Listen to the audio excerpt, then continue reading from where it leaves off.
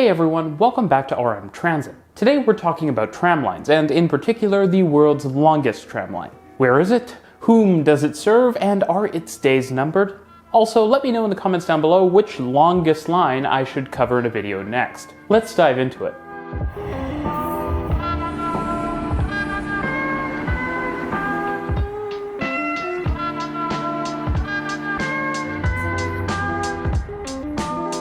If you're not already, consider supporting RM Transit here on Patreon to help keep the channel going in the long haul. Not long ago, I talked about the 5 greatest tram systems in the world, and the question came up, what's the longest tram line in the world? It's a great question, and now, literally now, would be a good time for you to guess. As it turns out, the answer is a tram line in Belgium, a lovely country that I've spent some time in and that is truly great for transit, but which I haven't covered a ton on the channel yet. I'll be covering it more in the future. You see, at nearly 70 kilometers, Belgium's Coast Tram is the longest integrated tram service in the world. But that could well be at risk because, and this may come as a surprise, the United States is coming to steal the record. There are 2 interesting things to mention here. The first is that the line that is coming to steal the record from the Coast Tram isn't really new. The second is, no one can really agree what counts as a tram line or whether this counts as a longer tram line since nobody knows what the heck an LRT or a tram is. I talked about that in a previous video.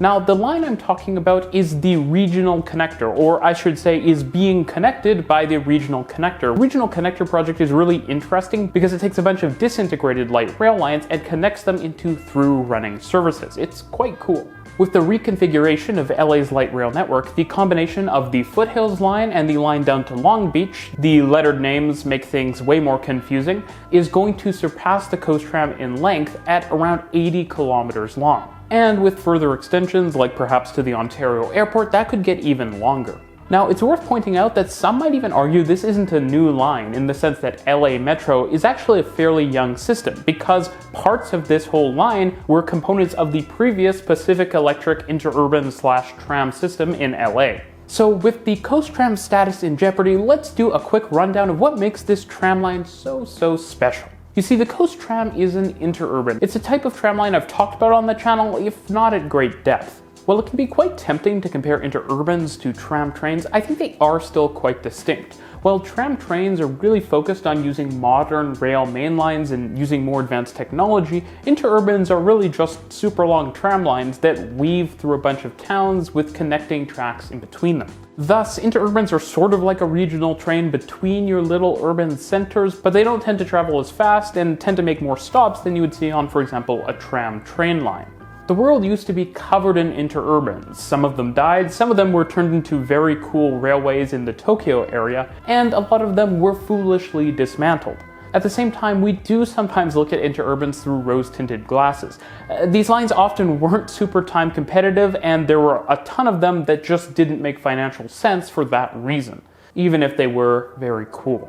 Now, the Coast Tram is a particularly cool tram line for a number of reasons. From a technical perspective, it's not too unusual. It utilizes a 600-volt DC overhead power line, it uses nice modern trams which are now double-ended, something that I really wish Toronto would consider implementing instead of having loops all over the place. Now, the line does use meter gauge, which isn't all that unusual for tram systems, and as some people pointed out in the comments for my greatest 5 tram systems video, meter gauge could be really useful because it allows for tighter turning radii, which can be great in those dense European city centers. This is incredibly useful for the Coast Tram because, as I sort of inferred, it is not super direct. Whenever it passes through a town, it often makes a ton of curves and it goes all over the place, rather than just shooting straight through as fast as possible. That can make it pretty compelling as an urban service or as a service to connect you from an urban area to, for example, a beach on the coast, but it makes it not super attractive for doing a long journey from city to city to city. As I sort of just mentioned, where things get really interesting is when you look at the different environments the Coast Tram runs through. Various towns, along highways, and through rural areas. But it also runs along the beach for parts of its alignment, which is really cool to see for a tram. It also covers basically the entire Belgian coast from the border with France to the border with the Netherlands. Now, the low average density does have an impact on frequency though.